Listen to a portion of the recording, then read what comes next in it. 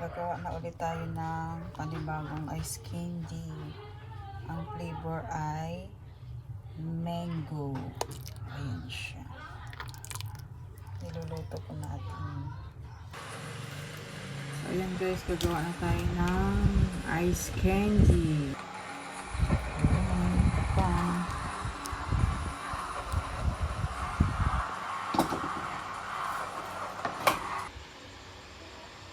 So, ito na guys yung nagawa natin ice candy. Ayan. Meron pa dito natitira. Lagyan natin yan sa barrel. So, yun, ito na guys yung ating nagawang ice candy kagabi. Tikman natin.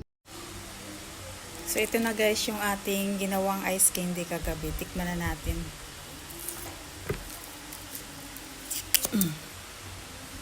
Tikman natin. The moment of